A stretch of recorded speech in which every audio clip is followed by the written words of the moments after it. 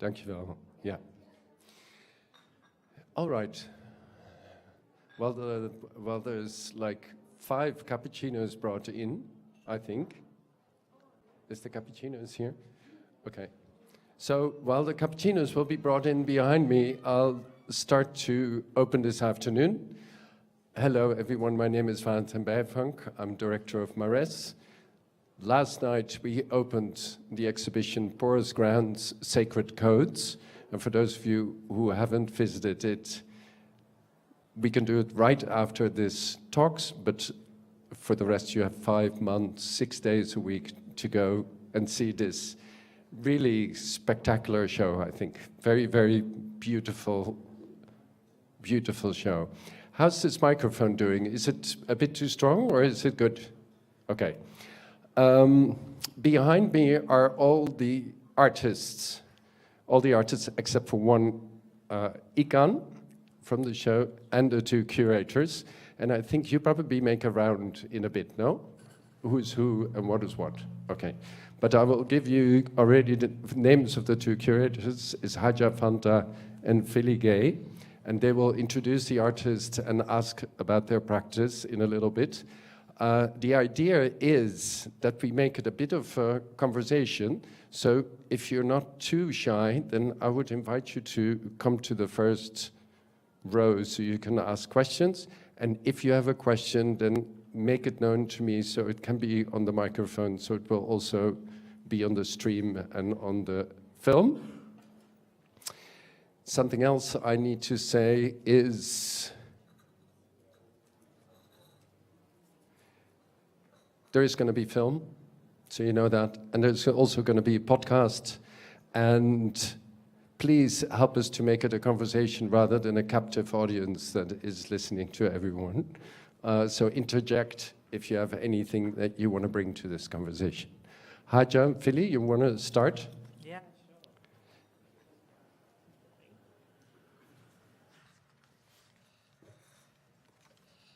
sure. Hello, thank you so much for being here with us today. As Valentin said, we're traveling from raw material in Senegal. We work at an institution that was created in 2008 and founded by Koyo Kwo, who passed away this year in May 2025, of course. And we're really excited to be here alongside the 6 artists. Ican Ramageli was unable to make it for the installation, but he's definitely here with us in spirit and vibe. So first artist that we see here is Babacar Doli Traoré, Yacine Tilala Fall, Maguette Dieng, Hamedine Kane, Eva Diallo, and last but not least, Selly Raby Kane. And what you see here is a range of artists with different practices. And when Valentin reached out to us, the idea was to think about collectivity, thinking about artists whose practice goes beyond kind of the individual artist as the singular genius, but people who work collaboratively, whether it's with other artists, whether it's people they know, family. And we were also conscious of the fact we were coming to somewhere that we'd never been before, and communicating in languages that may not be so familiar, and considering what does it mean to wander into foreign land, what does it mean to be here, and thinking about what we wanted to make legible or illegible to the community here, and also looking at difference and how we negotiate difference, what tension arises, what moments of expansion arise when we consider difference in different format. So yeah, I'll pass on to Philly. Thank you, Haja. I think the process was very important in the sense that we had to think about what does a collective mean? What is our goal in terms of bringing together different creatives? How do we consider in our curatorial approach the different sensories that we encounter and how they come into portraying that and creating some form of impact to create change in this process. And this is one of the moments that we had to define who it is that is coming in terms of a notion of a school of thought. And it was key and important in terms of exploring this approach with each and every one of you. And we want to go into this just asking you in terms of your trajectory in a collective and having this process within Porous Grounds Sacred Code. What was the thought process behind it in terms of existing and inhabiting this space in the way that you did? And anybody can feel free. Doli. Donc oui, pour Doli, on est en train de demander durant le processus, on a réfléchi par rapport à votre trajectoire à travers vos pratiques en tant que collectif et comment ça résonne avec vous en entrant dans ce projet et le fait d'habiter cet espace et comment vous avez réfléchi par rapport à comment on habite cet espace et c'était quoi le processus en tant que collectif, que ça soit virtuel, que ça soit sur place et autour de cette notion de la collectivité. Oui, vous pouvez répondre si vous voulez, ouais. C'est ouvert. It's open. Hello? Yep. Hello. So I think in terms of inhabiting a new space and kind of giving consideration the research that I've been doing and trying to honor that research in regards to drums coming out of West Africa, specifically Senegal, and thinking about those things as beyond cultural objects. I think the gesture of showing them is already so weighted, and so the process for me was to figure out how to approach the material and still maintain the integrity and bring it into a new space without fully giving full access to the thing itself, you know, because I think that's a huge part of, you know, the themes that we're working with, where we're from, how we reckon and deal with lineage and our connection to space. So yeah, I think for me it was really about how do I envelop my audience in the material and bring them into kind of a different setting and a different system, but in a way that also still maintains the integrity of what I'm talking about and like it's lived and embodied experience out in the world. Can you speak more to the work that you're showing in the space? So I installed a lot of dirt mixed with sand. I made these kind of plinths, pedestals that have this kind of strata of different materials, including clay, including sand, dirt. They had like cocoa. It's different dirt also that's from the Netherlands as well, which is interesting. And so coming here was really about, experimentation in terms of the space and how to bring people into a different environment that still feels alive and still feels like it's in process. Everything is all wet and it will take its time to dry, and hopefully the heat in the room that is being channeled in that space has an effect on these drum casts that I created for the pedestals to hold. And for me, I was just hoping to envelop people in a way where they feel like they're inside of the drum or inside of the body, you know, or inside of a system that feels alive and has its own process that moves outside of time that we know.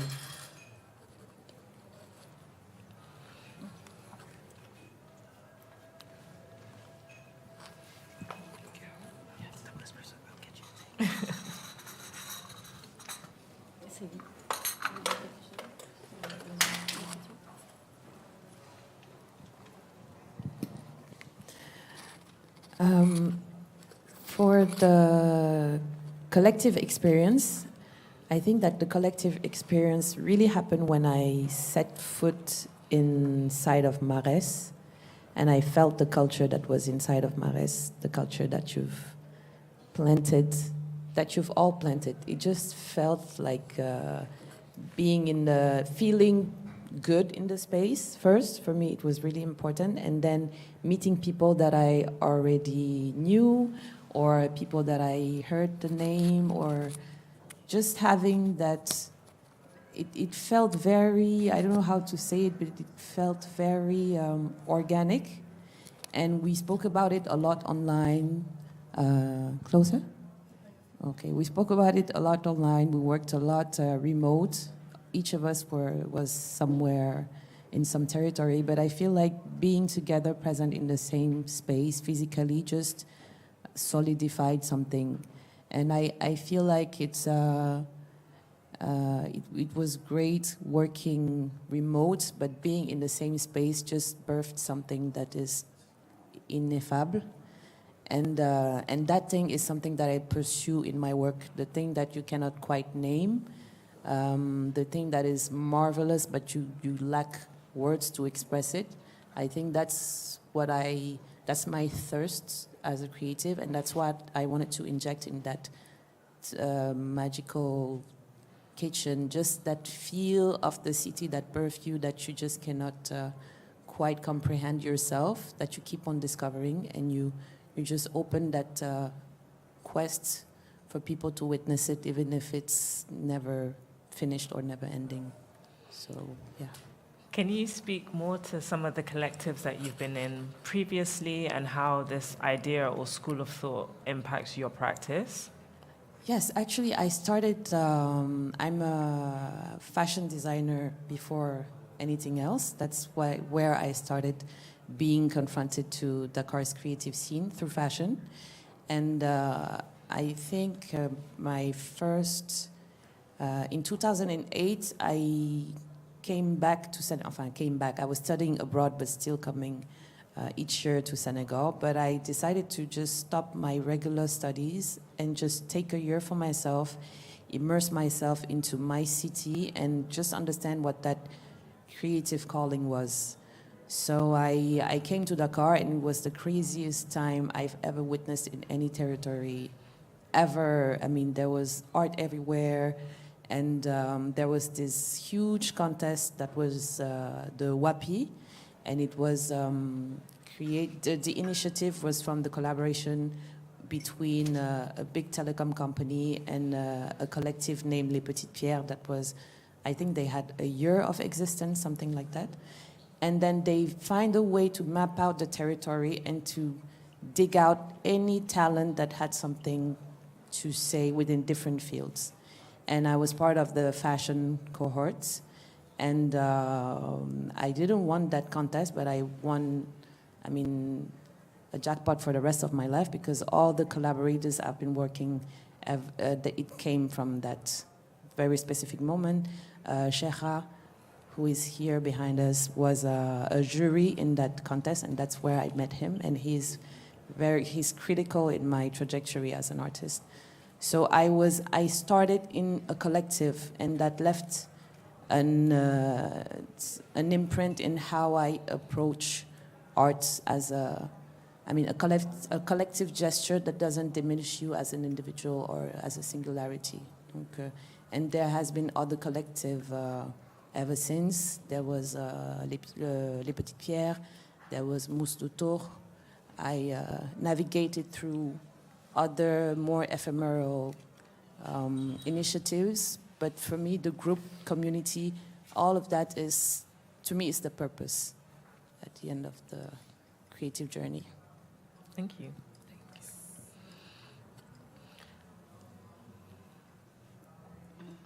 Eva, you don't typically work in a collective, and but you have existing relationships, like with Hamedine, for instance, in documenting in the Fouta Djallon region. I guess what felt unique or different in this process for you in exhibiting in a collective as well? So, yeah, I'm used to work by myself. So doing photography in the north of Senegal, and when I say by myself, it's more like I'm working with I'm working with my family. So not with other like as here with like collectives or different artists that use other medias or anything. So yeah, it was a huge new kind of seeing the process and understanding the exhibition and how it will finish. So yeah, everything was new, and also because of online was a bit tricky, and we were not used to work together from a screen. But yeah, the experience was quite rich, and yeah, I learned a lot about just, thinking a space just not on my own side and having just one room for, but then, yeah, also including other art piece in a huge space. Mm-hmm. So yeah, it was quite interesting for me. Thank you.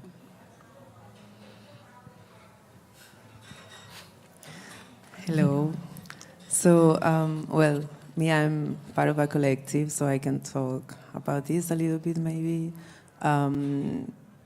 Yeah, I co-found a collective like 8 years ago, and we are all based in Barcelona. We are 6 members, and we come from different parts of Africa and the Caribbean. And I think that this is something that is very present in my practice, but also in my life. And I think that for me, the nice thing about this work we did together is the fact that we were living in the same house. And this is something that seems like, like not too important, but for me to have a life with the people I am collaborating with is fundamental, because it's about to blur the lines in between the practice and the life, I guess.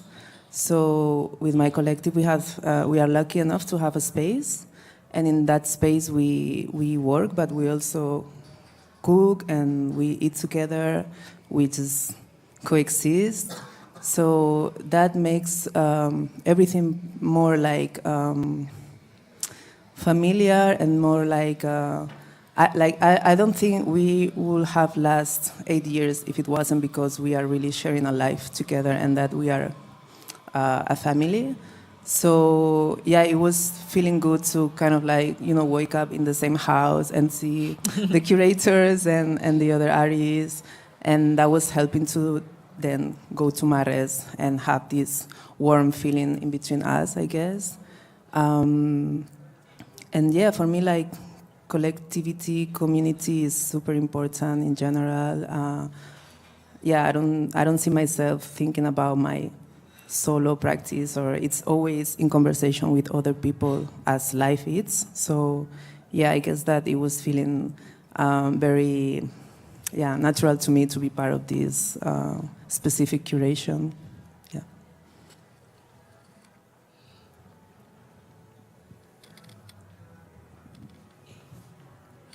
Tu peux parler en français. Je parle en français. Hein. Oui.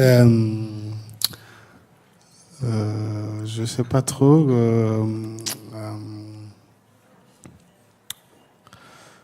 Donc, je pense que les expériences collectives, tu vois, c'est pas non plus des choses trop complexes, tu vois. Je pense que dans la vie au Sénégal, en tout cas moi là où j'ai grandi dans le Fouta, tu vois, les choses quotidiennement sont collectives, quoi. Tu vois, la façon d'habiter, la façon de faire à manger, la façon de partager les espaces, mais aussi dans le travail, tu vois, dans le mouvement aussi. Par exemple, les nomades peuls, quand ils bougent dans un territoire, c'est pas des territoires avec des frontières, c'est des territoires circulaires où on bouge d'un point à un autre selon les besoins du moment, quoi, pour aller chercher l'eau, les pâtirages, se reposer. Et tout ça se fait collectivement, tu ne peux pas le faire individuellement. Donc la vie en elle-même est collective dans son quotidien. Après, dans la pratique artistique, tu vois, en dehors d'une organisation collective avec plusieurs personnes qui organisent une sorte d'entité qui peut à la fois être un espace de travail et de production, mais aussi une organisation où les rôles sont un peu définis. Je pense qu'au Sénégal, il y a, notamment à Dakar, il y a une expérience de collectivité artistique très forte et qui influence les jeunes générations aussi. Donc il y a une filiation un peu. On le voit aussi dans le travail des artistes, c'est beaucoup. C'est-à-dire que la matière, par exemple, la matière dans laquelle les gens travaillent, que ce soit le travail de Selly, Eva d'une certaine manière, parce qu'elle reproduit un peu une pratique ancestrale de mouvement circulaire dans un territoire donné avec des pratiques très particulières. Maguette, c'est pareil, Yacine. Babacar lui-même est dans son corps, dans une pratique collective au quotidien et à tout moment. Donc on s'inscrit un peu dans un héritage de faire de l'art au quotidien avec les gens d'une manière la plus simple possible, même si les formes peuvent différer, bien sûr. Mais je pense que c'est une identité déjà qui est là et j'imagine que quand Valentin, vous avez pensé le projet, ça a existé dedans, en tout cas d'une manière très forte. C'était un désir premier, quoi, de faire de cette façon-là. Donc, je sais pas, tu vois, le fait même de participer à ce projet avec vous tous, en fait, ça augmente aussi l'expérience à la fois pratique, mais de côtoyer les artistes d'une manière beaucoup plus intime, de passer du temps ensemble, c'est quelque chose d'assez fort, en fait, tu vois. Je côtoie pas beaucoup d'Américaines, tu vois, des stars américaines. Je vais pas beaucoup à Barcelone non plus, donc tu vois, c'est quelque chose qui arrive. En plus, ça arrive à Maastricht, du coup, ça démultiplie un peu les géographies, les distances, mais aussi les appartenances. Qui sommes-nous, quoi, tu vois, aujourd'hui, au XXIe siècle, avec tout ce qui se passe dans le monde, l'expérience individuelle des gens sont assez inspirantes, en fait, pour nous ramener dans des choses beaucoup plus essentielles de ce qu'on a en commun comme humanité, en fait. Peu importe d'où on est né, où on est installé, ce qu'on fait, comment on circule dans le monde, tu vois, c'est d'être... Et je pense que cette semaine, voilà, on a vécu un peu ça, quoi, et c'était formidable.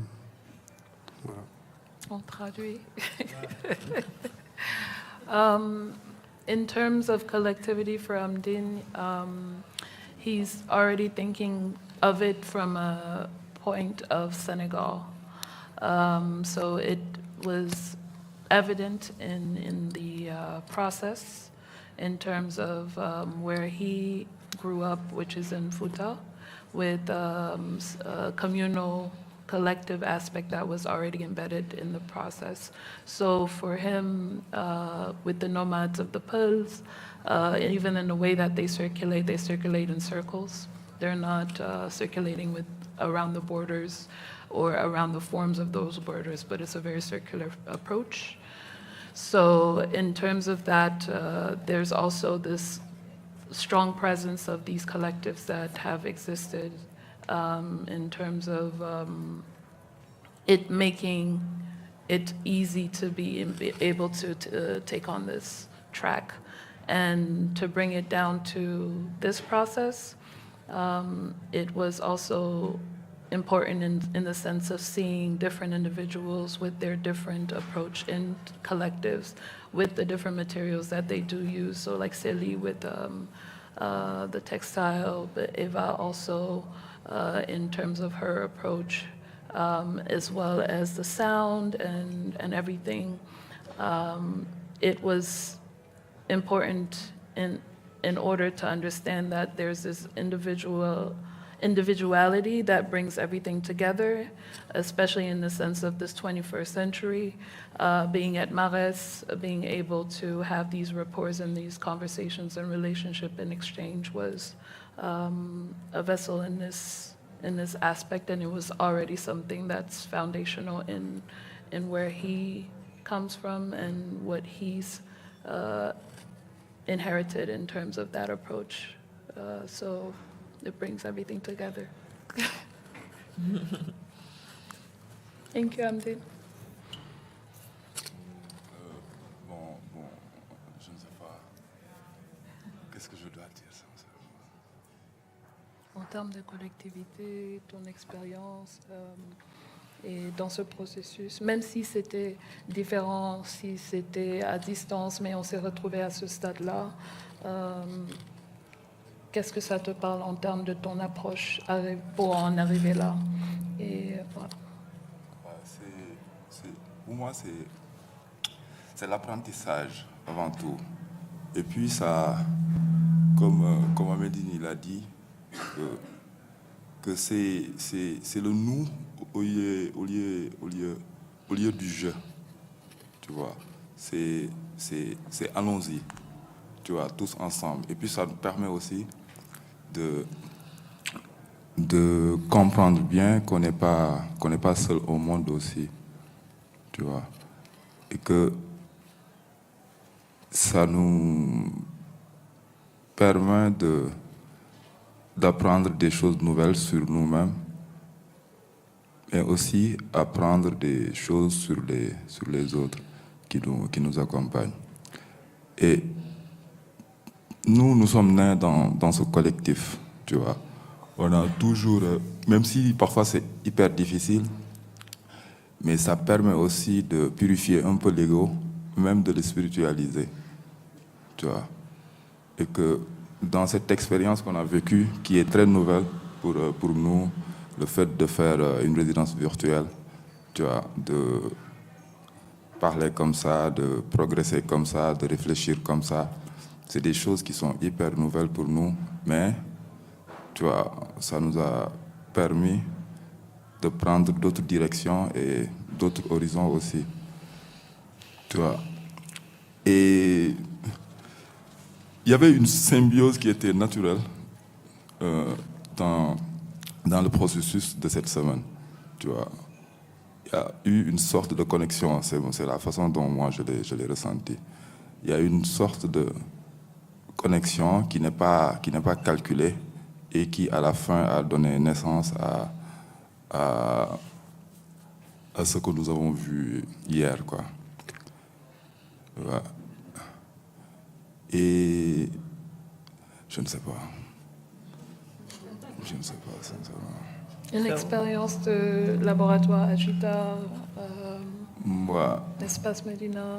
Ouais, je suis né à l'espace Medina et qui est un lieu de concertation, tu vois.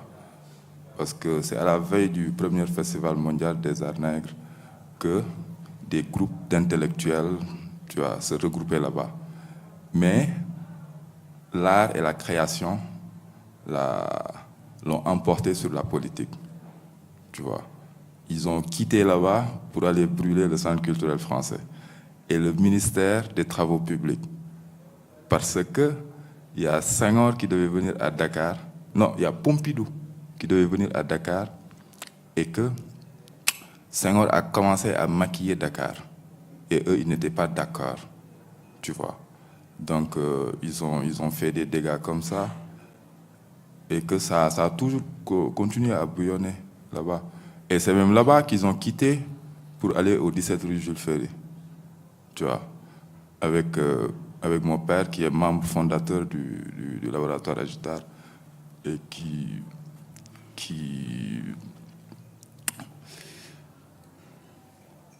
a propulsé les arts à la maison avec son frère qui est sculpteur, d'autres sont peintres, il y a professeurs, des choses comme ça.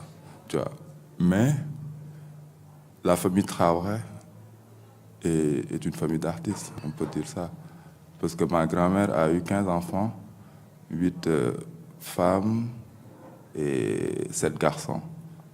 Et parmi les 7 garçons, ils sont tous artistes.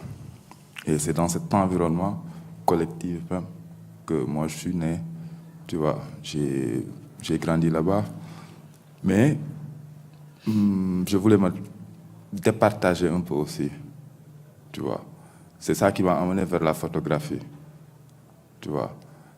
Et donc j'ai utilisé la photographie pour définir mon temps, mon époque, pour les générations futures. Au début, c'était ça l'idée. Mais il y a quelque chose que je recherchais. C'est-à-dire, dans notre environnement aussi, la photo, c'est la mémoire. Tu vois. On le retrouvait sur les murs des salons, sur les murs des maisons. Mais maintenant, il y a cette rareté. On ne retrouve plus les photos. Tu vois, c'est hyper rare que tu rentres dans une maison, il y a des photos des marabouts, des choses comme ça, mais qu'on te présente toute la mémoire familiale. Voici grand-mère, voici grand-père, voici l'oncle, voici la tante. Tu vois, ça commence un peu à disparaître. Et c'est ça, moi, qui m'a attiré pour utiliser la photo comme matière première et après y rajouter, je veux dire, mes sensations et tous les bagages artistiques aussi que j'ai côtoyés depuis mon enfance. Parce qu'il y a eu toujours l'atelier de peinture à la maison, j'ai toujours vu les gens peindre, tu vois, faire des sculptures, broderies, ainsi de suite, ainsi de suite, ainsi de suite. Et comme que j'avais emmagasiné tout ça, comment représenter ou ressortir ces choses-là et les déposer sur la photo, tu vois. La photo devenait même juste une toile vierge. Tu vois, quand je travaille sur la photographie, j'oublie l'image. Tu vois, j'oublie l'image. Voilà, l'image n'existe plus. C'est comme si tout est blanc devant moi. Tu vois. Et voilà. Et parce que il y avait deux choses qui me travaillaient. Il y avait l'écriture et la lumière. Tu vois, la photo, on te dit que c'est une écriture en présence de la lumière. Donc, lumière, j'ai suivi lumière. Je n'ai pas laissé lumière. Et la lumière extérieure ne me suffisait pas. Tu vois, j'avais besoin de me connecter avec ma propre lumière en moi. Tu vois, donc qu'il soit nuit, jour, je m'en foutais du temps qu'il faisait pour faire des photos. Tu vois, parce que je me dis que moi, c'est moi la lumière. En moi, il y a une lumière. Donc, comment je dois faire en sorte pour utiliser ma lumière intérieure pour faire une écriture extérieure? Tu vois. Donc,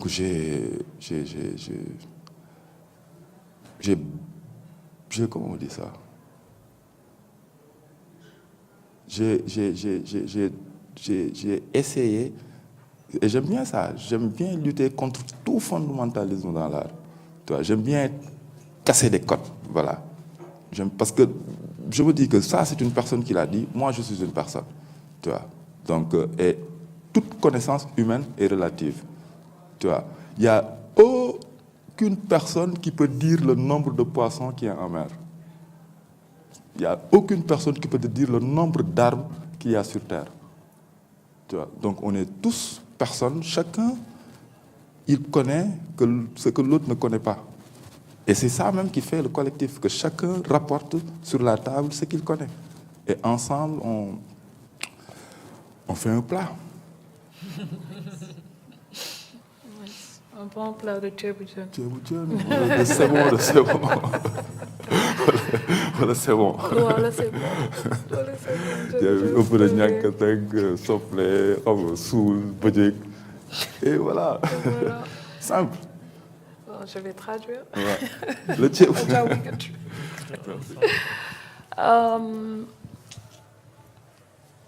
Where do I start? Okay, so initially for Doli, it is the we and not the I. in the aspect of the approach that Amnin mentioned earlier. This individuality is already taken away in the we, and understanding that there's this authenticity that allows you to be able to navigate. And it was quite challenging for the virtual aspect of the residency, which is not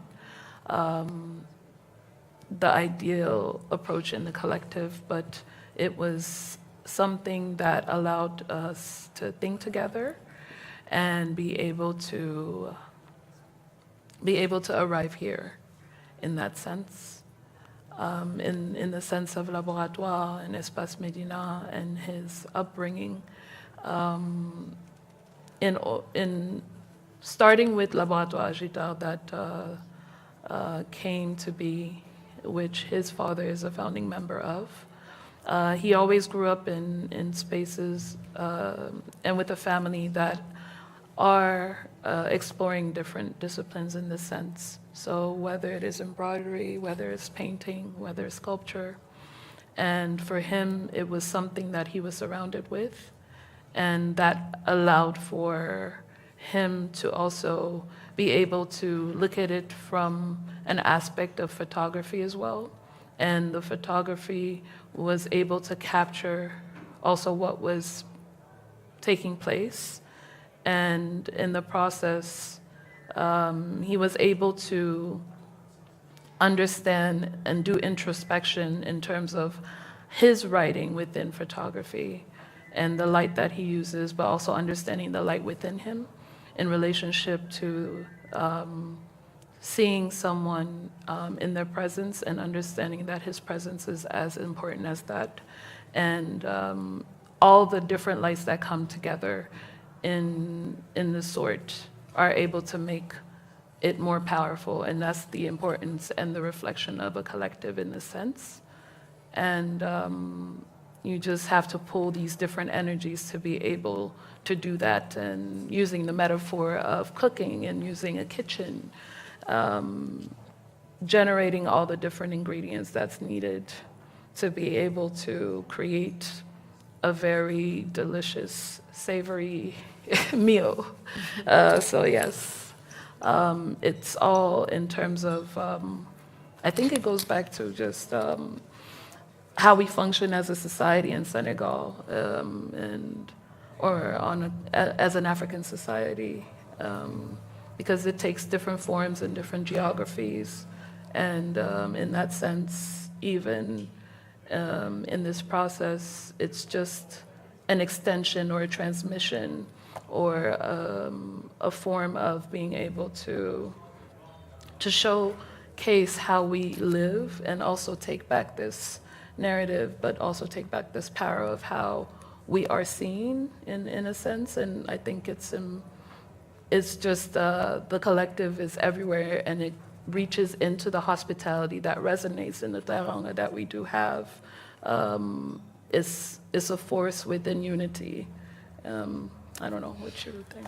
Yeah, and I think, but like zoning into a bit more that is consistent throughout the exhibition, I think the materials that we've chosen and used are very specific, and there were very specific things that you all were thinking about when presenting your work. I know, Maguette, you traveled to go and get the speakers. Ican has ash, and he has the sticks from Casamance. Selly, the rice bags. You're using Eva's images are printed quite small on MDF board, and I think consistently throughout the exhibition, there's a very specific choice of material and what materiality means. So I guess I'm really keen to understand, what does materiality mean to all of you in your specific practice, and what does it communicate, if it does communicate anything? I have the mic. You have the mic. This is true. I mean, I'm predominantly a sculptor. I think material is what drives my performance work as well, in the sense of how the material behaves and what it will or will not allow you to do, and what it makes you reckon with. And having a more having more of a history in ceramics and working with clay, I think that it's like inherently talking about memory. You know, I think that it holds so much, and its job is to hold, but its job is also to filter and to remain also once everything has gone away. It's like the first thing that you find is evidence of civilizations is ceramic. And so I think that it's just an important way that we are able to like mark time and understand history.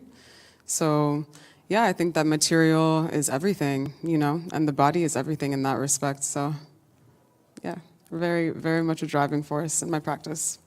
Also, like that. Hello, can you hear me? The stitching in the drums and like even the choice of leather, I feel like was very specific. And when you talk about the body and the womb, there was like a whole thinking process behind that. Yeah, so I think I am always looking to root any system that lives outside of the body back to the body.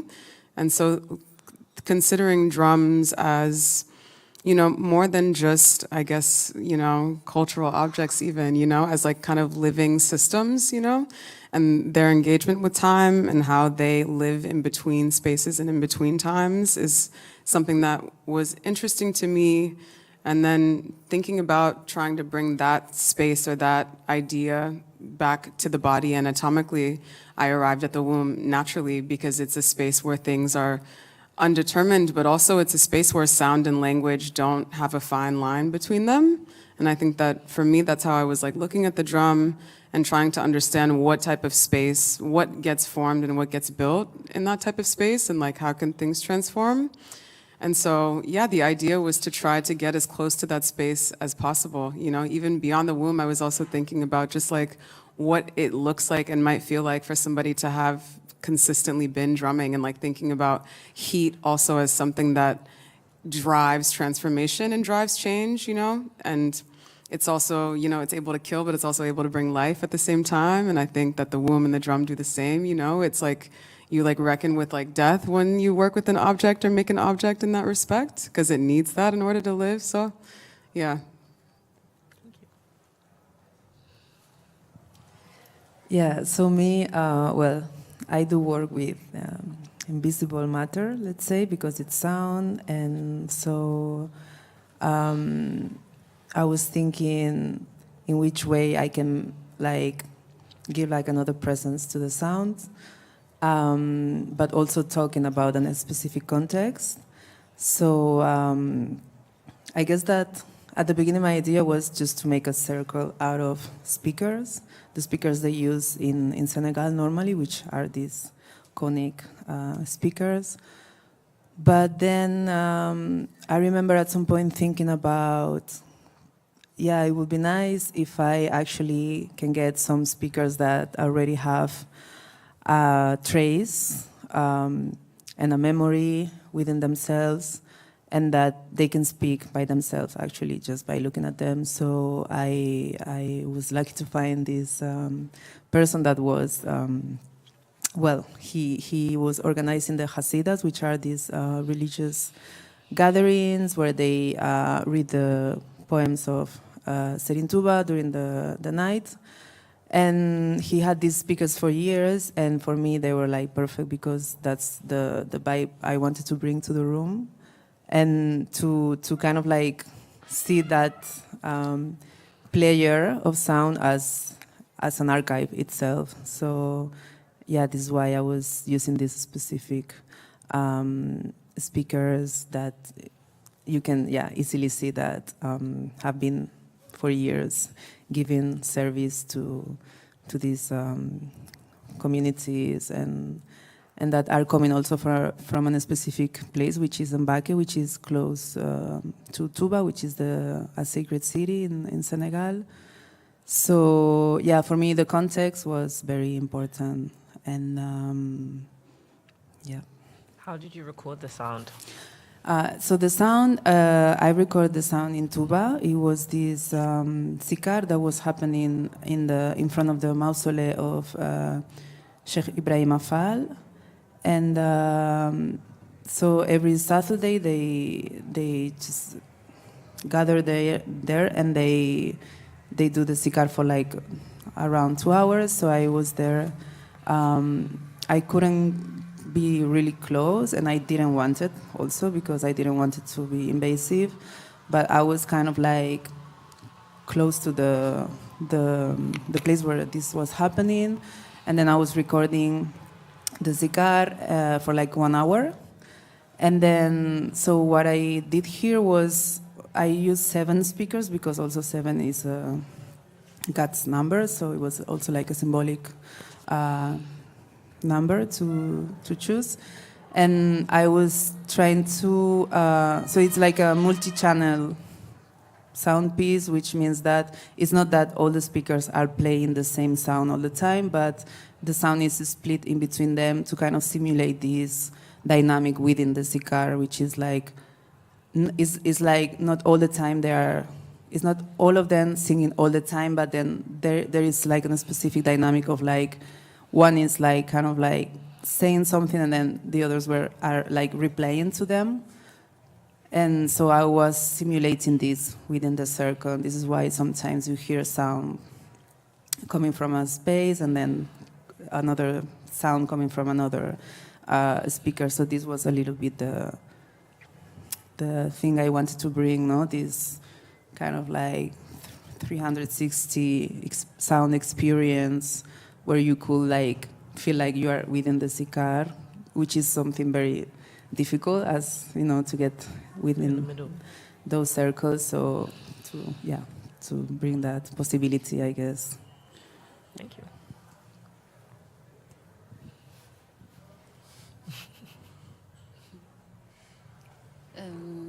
Ok, je vais parler en français. Oui. Bon, pour les matériaux, etc., moi, je suis plutôt partie de planches contact, en fait, en y réfléchissant. Et ça, d'un coup, fait un lien avec le format qui est, du coup, plutôt petit. Donc, j'utilise une caméra moyen format, qui a un format 6-7. Et en collectant toutes ces images de paysages et de vaches et d'arbres, finalement, en développant plus tard toutes les images, j'ai reçu plusieurs pages A4 avec 10 images par page à chaque fois. En tout, j'en ai eu 50 qui représentaient donc 5 pages. Et c'est en fait de ce format-là que finalement cette installation a fait sens. C'était de garder le format presque original de l'argentique moyen format et de le reproduire dans un espace, en choisissant en plus une pièce plutôt étroite et en les mettant les uns face aux autres. Et donc voilà, finalement, c'est du format argentique, disons, très classique, en plus en travaillant le noir et blanc, que l'installation est née, on va dire. Voilà. I ain't got the translation. So for Eva, it is contact first in terms of the approach. And so, tu as dit 6-7? Yeah, 6x7. 6x7. 6x7 sizes that were printed in terms of how she documented it. And in terms of how it was developed, there was the images that came in 10 on a sheet of A4, size A4, a total of 50 images distributed within the work here. And she found that it was important to keep this size, this intimacy, this approach in terms of the size, and this is what she used to display within the space. Yeah.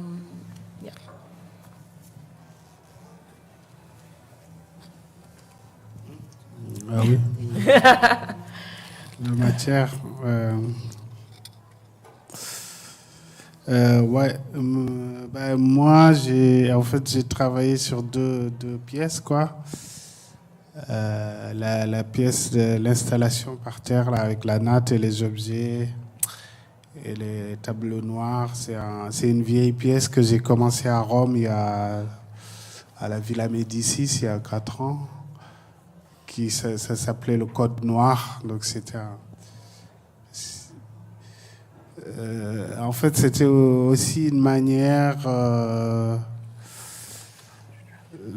En fait, j'ai entamé une réflexion un peu depuis quelques années sur le côté un peu formel des pièces, des œuvres d'art et aussi le discours qu'on peut mettre dessus.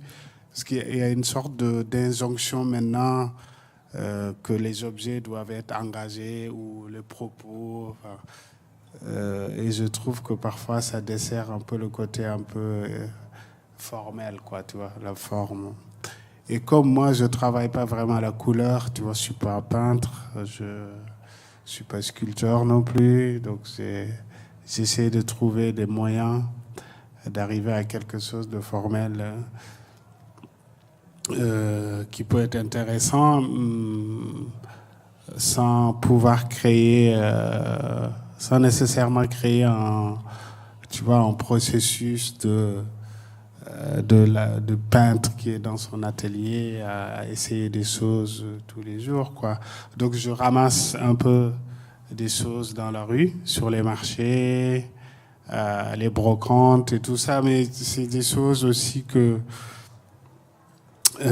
quand je les vois, ça m'évoque quelque chose, quoi, tu vois, soit en termes de design, en termes de toucher ou en termes de couleur. Par exemple, j'aime bien tout simplement la couleur bleue.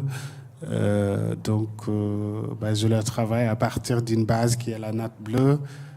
Et j'aime bien les formes un peu bizarres. Donc, voilà, c'est comme ça que je compose en fait. C'est des tableaux, mais un peu bizarres. Donc, ça, c'est le travail par terre. Et après, j'aime bien le tableau noir aussi parce que on est tous passés par là, quoi. Tu vois, ça nous évoque toujours quelque chose. Tu vois, la craie, le tableau noir. Mais là, je voulais essayer un nouveau truc là, mais qui est un peu une inspiration aussi par rapport à d'autres artistes. Notamment là, j'ai beaucoup étudié le travail de Soulage, de Rothko et de Raymond Sanders, qui sont trois artistes contemporains qui... tu vois, Rothko qui travaille les couleurs d'une manière impressionniste sur couche, Soulage qui travaille vraiment le noir et la lumière, et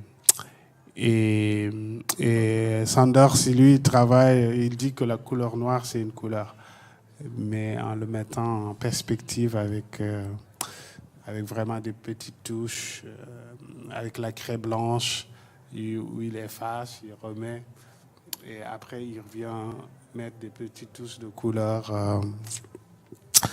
Ouais, donc je voulais m'inscrire un peu sur ça, et c'est ça un peu les tableaux noirs, mais c'est tout nouveau, c'est pas encore abouti, mais voilà, c'est un travail que j'aimerais bien continuer, quoi, en termes de collage aussi, oui, c'est des matières premières. En fait, pour moi, tout est vraiment une matière première pour travailler, tu vois.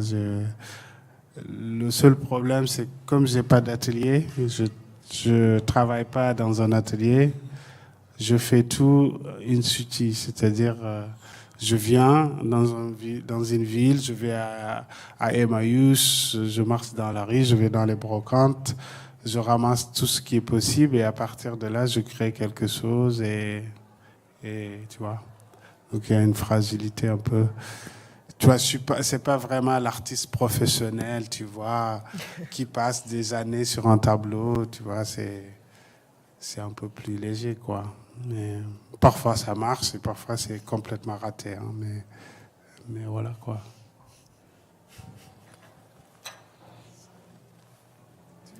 In terms of the work on the ground that Hamedine is doing, it is something to be able to collect different materials in terms of his wanderings in markets, in thrifting, and in his different travels that he does do.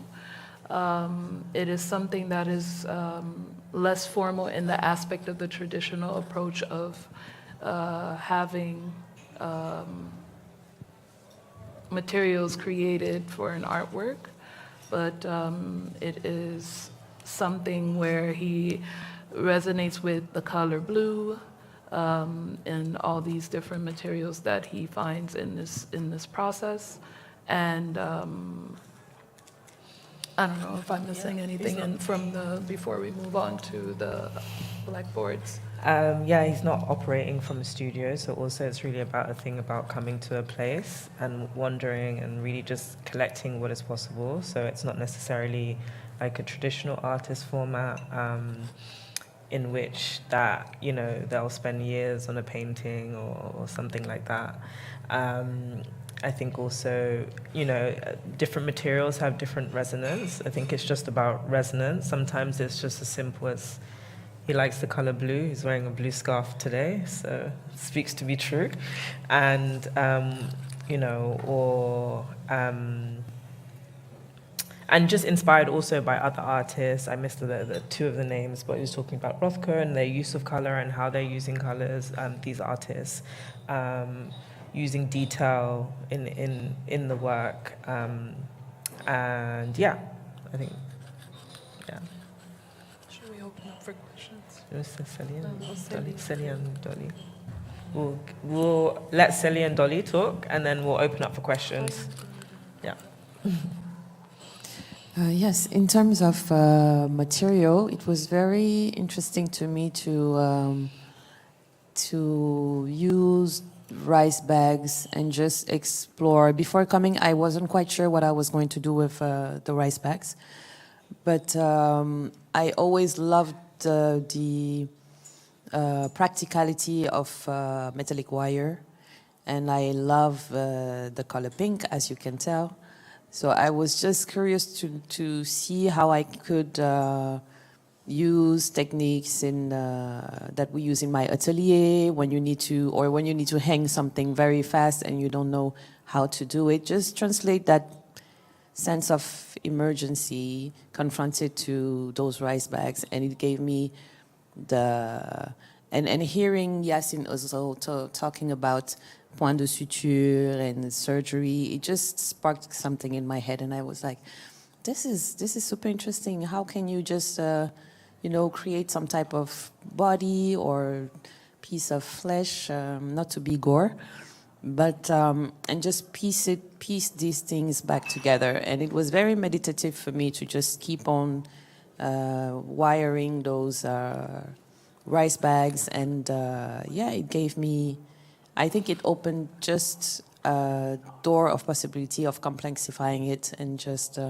confront myself to a slow process as well. It was a good experience for me, because I, being in fashion all the time as well, gives you a sense of time that is quite different that maybe the creatives here may have. I mean, fashion asks you to be very quick all the time and to just be in an eternal loop. So it was good to just have, well, it was a rush this week, huh? But we had to take the time to just do something that was to be shared with the many. So that was very eye-opening for me. And I think this experience created something with me, inside of me that I cannot name yet, but it's just the will to explore more. To be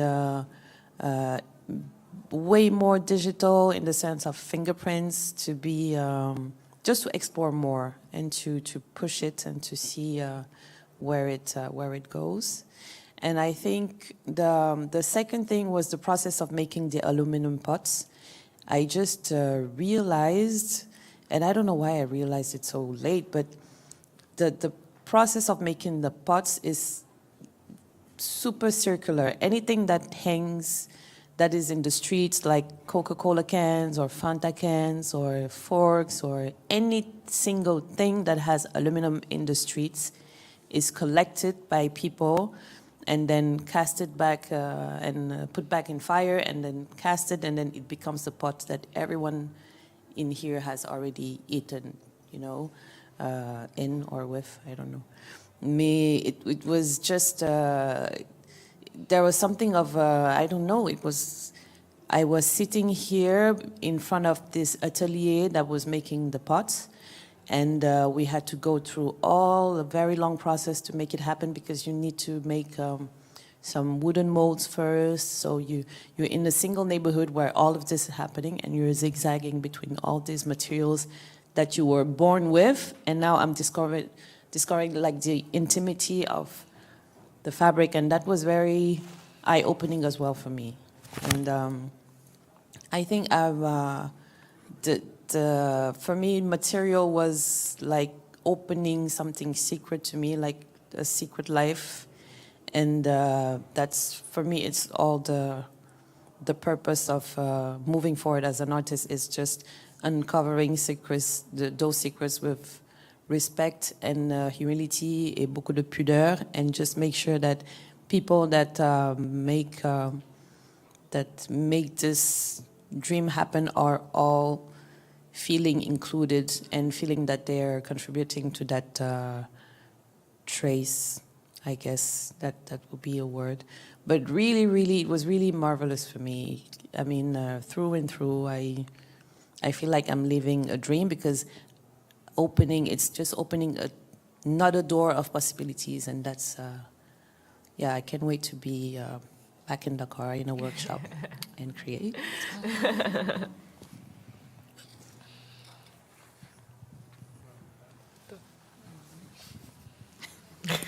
Yes. Moi, à la base, c'est des photos. Hein. C'est une série sur laquelle ça fait 6 ou 7 ans que j'y travaille. Parce que moi, j'aime bien approfondir les choses. J'aime bien prendre mon temps pour faire les choses. Et ça s'appelle salle interrogatoire sur les vérités du passé. Où est passé notre présent, tu vois? Parce que dans notre environnement, avant, il y avait beaucoup de maisons avec des tuiles. Tu vois, c'est les anciennes maisons de Dakar. Et quand je faisais des balades après dans le quartier, je me rendais compte qu'il y a une rareté de ces maisons-là. Et que quand on casse la maison, c'est toute une histoire aussi. C'est toute une mémoire qui est brisée, qui est même enterrée, si on peut dire comme ça. Et qu'il y a eu des questions là qui commençaient à naître dans ma tête, tu vois. Comme, voilà, ces gens qui habitaient là-bas, mais maintenant ils sont où? Dans cette cour où on jouait quand on était enfant. Mais qu'est-ce qu'il est devenu? Depuis quand il est devenu comme ça? Pourquoi il est devenu comme ça? Tu vois. Et il y avait des bouillonnements de questions dans ma tête, tu vois. Donc, j'ai commencé à faire des portraits des gens du quartier. Et après, j'ai commencé à redessiner les têtes, mais tout en laissant parfois une partie du visage, que ça soit des sourires, ou bien un œil, ou bien un nez. C'est des jeux comme ça que je faisais. Et après, je commençais à mettre des points d'interrogation. Uno par uno, uno par uno, uno par uno. C'est ce que je disais. Ça devenait... Après, c'est comme si c'était une nécessité pour moi. Ouais. Si je ne le fais pas, c'est comme si je n'ai pas pris mes médicaments, quoi, si je peux parler comme ça. Et que les tuiles que j'ai installées, c'était important pour moi aussi de faire venir des tuiles à partir de Dakar. Parce que chaque objet, il y a de l'énergie. Il prend un peu l'énergie de l'espace, tu vois. Et ça, j'ai trouvé ça intéressant, tu vois, de prendre des choses à partir de là-bas qui ont vécu ça. C'est des tuiles qu'on a cassées, que j'ai ramassées, tu vois. C'était important pour moi de les déplacer, tu vois, de faire ce voyage de Dakar à Maastricht pour les tuiles. Parce que pour moi, même ces tuiles-là parlent de cette violence qu'ils ont vécue. Parce qu'un objet a un langage. Et il faut... il dit quelque chose. L'objet dit quelque chose. Tu vois. Il faut être à l'écoute de ce qu'il dit pour après peut-être traduire ça. Tu vois. Et je n'arrête pas parce que moi, j'aime beaucoup que le projet s'adapte sur ce que je fais. J'ai du mal à m'adapter à un projet parce que c'est des choses qu'on fait au quotidien. C'est même plus un travail, c'est devenu une vie. C'est devenu une vie, quelque chose qu'on fait chaque jour. Tu vois, ça fait partie maintenant de nous, quoi. Ça fait partie de nous. Donc, quand le projet, il s'adapte, là, on l'accompagne. Tu vois. Mais j'ai du mal à... Parce que je fais 2 mètres 3 aussi. M'adapter, parfois, c'est pas facile. Ouais, et je continue, je continue, j'arrête pas.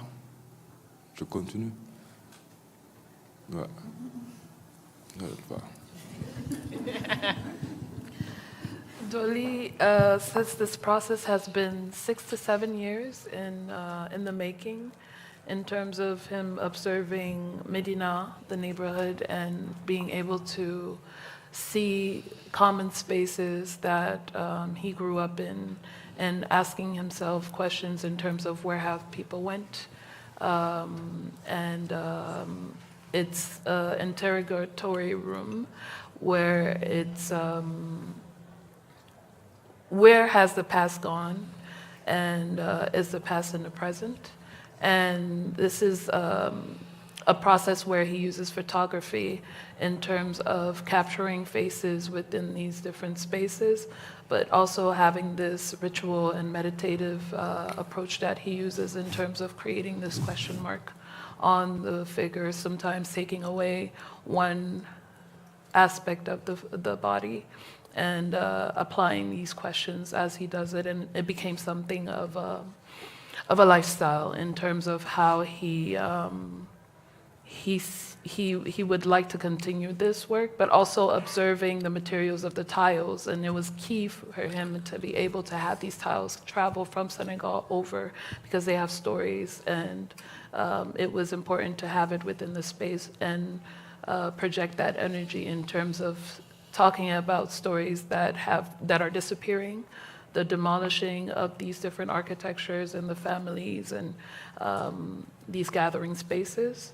And for him, it was key in order to also have a project that is able to adapt to him, and him not adapt to the project, because just as being Doli, 2 meters 30 of height, he's always finding ways for things to also be able to welcome him in as he is as a human being. And this is what is able to drive and ignite and help him project into different spaces that he does enter. So we'll take 1 or 2 questions, but if we don't have any, we'll wrap up. So thank you again to Valentine and MARRES for hosting us. Thank you again to the artists. Thank you again to Raw. And thank you all for being here.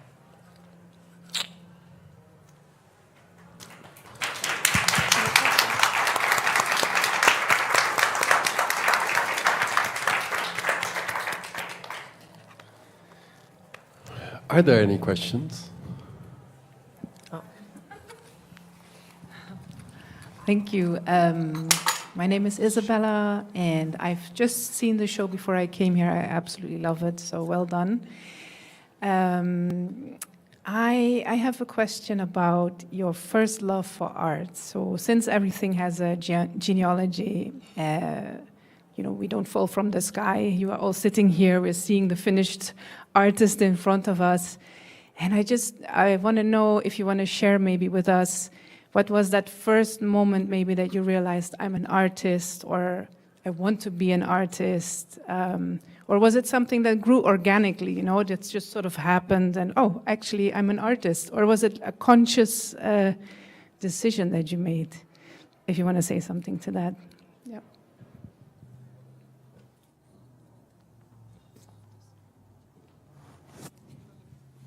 Yes. Mais pour moi, c'est avant même ta naissance. C'est-à-dire, c'est pas quelque chose, ça peut être révélé. Tu vois, pour moi, ça peut être révélé à un moment donné. Il y a quelque chose qui était dans toi qui se révèle. Tu vois. Mais pour moi, tu l'as été toujours. On ne le devient pas. Pour moi, on ne le devient pas. On l'est.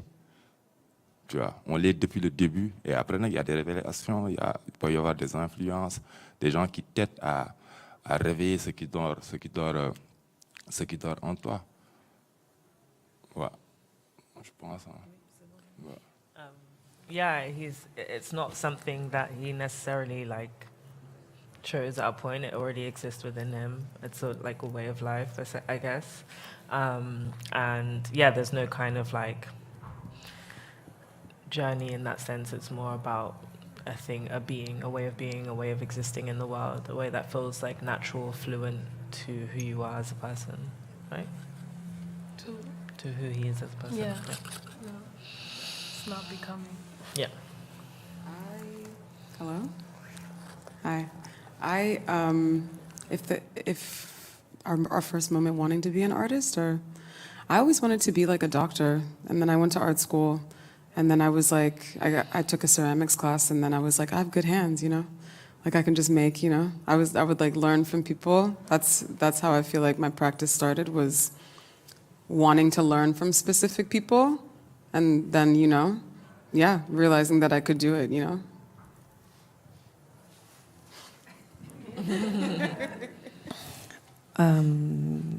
I don't see myself as an artist, and we're talking about this yesterday, but yeah.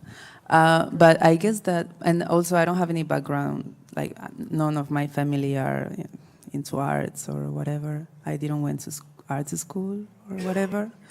But I guess that I was always interested in different ways to share ideas, and this is my approach, I guess, to art. Like as someone that was admiring art or like attracted to art, you know, like in these different languages you use to explain something. So I guess that here I was trying to share about like a context that I feel like related to somehow, like that I wanted to honor, but not necessarily like, oh, I did this or whatever. It was more like to create like a bridge in between different worlds.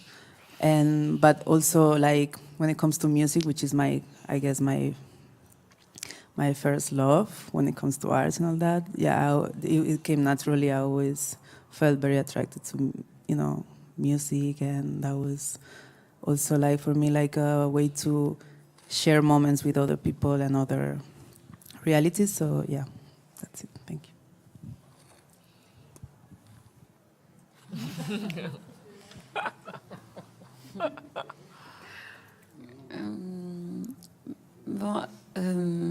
Moi, j'ai appris le métier de photographe, j'ai fait une école technique, donc pas une école d'art vraiment.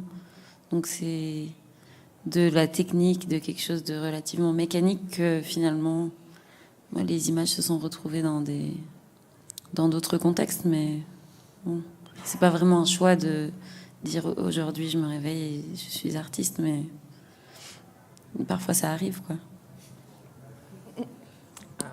Eva studied photography and like the technical aspects of it, but I guess similar to Doli, it's not like a thing that she just, you know, woke up one day. It's just like it came. And I think a lot of these artists are people that are very responsive to like present moment, to life, and it feels like it's the most aligned way in communication, I guess. Yeah, in my case, I think I was thinking about it while you asked the question, but I think I was just raised in an environment where it was okay to absorb, and where I was exposed to a lot of film, a lot of paintings. My mother has been collecting a lot of Senegalese art for a very long time. So I guess there was this part of exposure that gave me and a lot of hip hop by my big brother. Those, I think it created the fertile I don't know, soil in myself. And then I guess the fact that I saw that so many people pushed their capacity to dream and produce these marvelous images, mainly in film. I was very, very impacted by Tim Burton, later on Mambeti, Agnès Varda, etc., etc. So I was just amazed all the time by their capacity to just push boundaries, even in sound, even in music. So I wanted to push as well. So, yeah.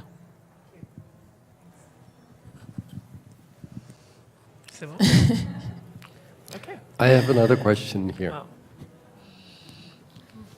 Hi, my first question is for Maguette. I was wondering, the thing you wrote on the wall yesterday in your installation, what does it mean? Well, actually, Hamedine wrote it because I asked him to do it, and because I felt like, yeah, like, ça que tu as écrit, c'est demande ça. Parce que, en fait, yeah, I felt like I'm a bit obsessed with composition, and I felt like there was something lacking in that side. So I asked Hamedine to write. Oui, en fait, c'est le routeur, sorte de ritournelle qu'on entend dans les baffles, qui est là, qui revient. Et ça veut dire il n'y a pas de Dieu, il n'y a de Dieu que Dieu, quoi. C'est ça. Et je sais pas, c'est toi qui me l'as dit d'écrire. Oui. Mais je trouve que c'est pas mal par rapport à cette sorte de ritournelle qui vient. En fait, plus on écoute, plus on est dans cet espace. Après, on est habité par le son et on l'entend à l'extérieur, quand on dort et tout ça. C'est bien. Ouais. Yes. C'est une petite collaboration, quoi. C'est ça. En fait, je voulais inviter à Hamedine à faire quelque chose là-bas. Donc, ouais. C'était cool, non? Nyofar. Yeah. Question. I was wondering how many of you know each other before or even are friends? We all just met. No. I think some of us know each other. And you know, I've just met everybody for the first time. I can speak for myself, yeah. Friends for life? Yeah. I mean, some people have historical relationships. I feel like Philly and Doli, Hamedine, Selly. Maguette did a residency at Raw this year, but she had an existing relationship with her prior. Eva, I met Eva through the gallery, through Delphine, and Yacine is the first time. But I knew Philly a little bit. Yeah, you knew Philly, online. Yeah, online. So I think it's just different. Maybe people knew of each other, people had existing relationships, people maybe never met, but solidified in MARRES. You're going to start a new collective? Inshallah. Inshallah. Thank you. Thank you, everyone. Yeah. Haja, does this thank you mean that this is it? Because I have one last question. Oh. And it's actually following up on the question that Julie just asked, and that is about the position of writing and the handwriting, or maybe language, that is so prominent in this exhibition. And you find it everywhere. And I've been thinking all week, would this be like a way of putting the sacred codes into the rooms, right? You know it's language, you know it's communication, you know it's speaking to you, but you never know exactly what it says to you. Could somebody say a little bit about what writing is for them or in this show? C'est quoi? L'écriture.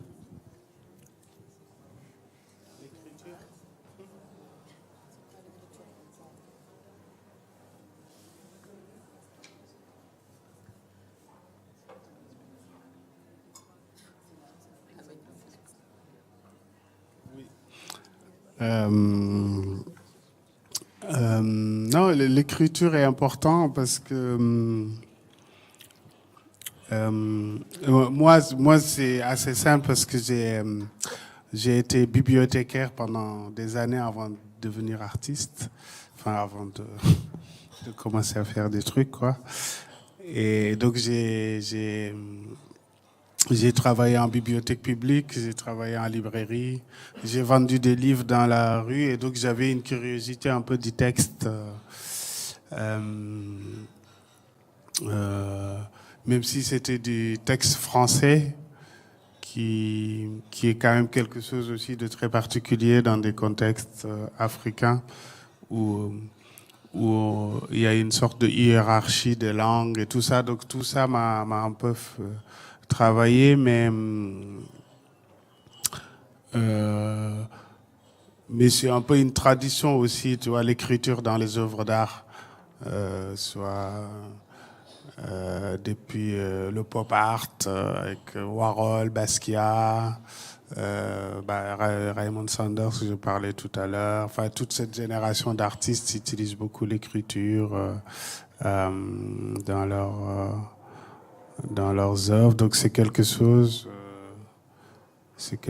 qui existe dans l'histoire de l'art, quoi.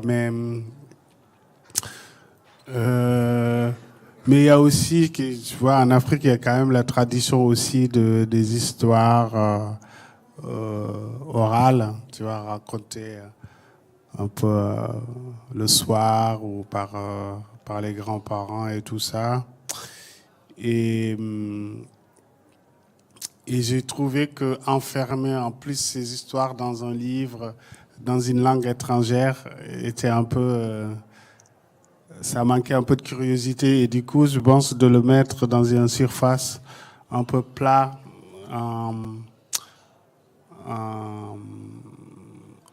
au même niveau que les couleurs, que les formes ou les images.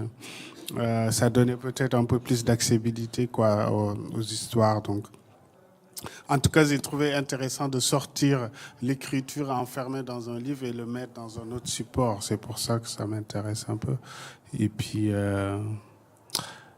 c'est pas, je trouve ça très généreux, en fait, tu vois. Par exemple, ce que Babacar fait en utilisant les murs de l'exposition comme support d'une expression artistique par l'écriture, la couleur et d'autres formes.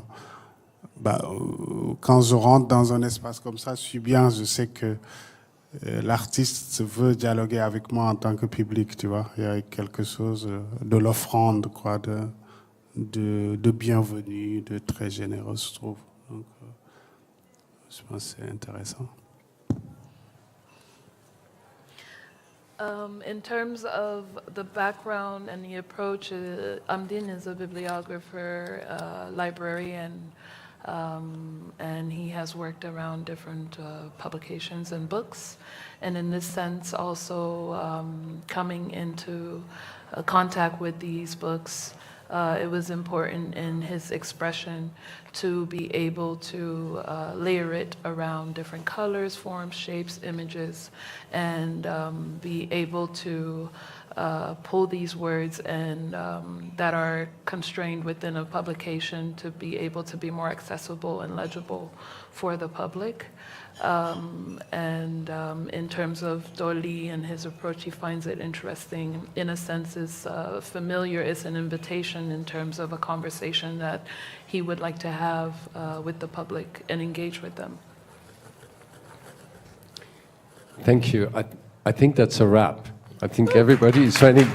Thank you very much to the artists, the curators, and Raw. Thank you very much.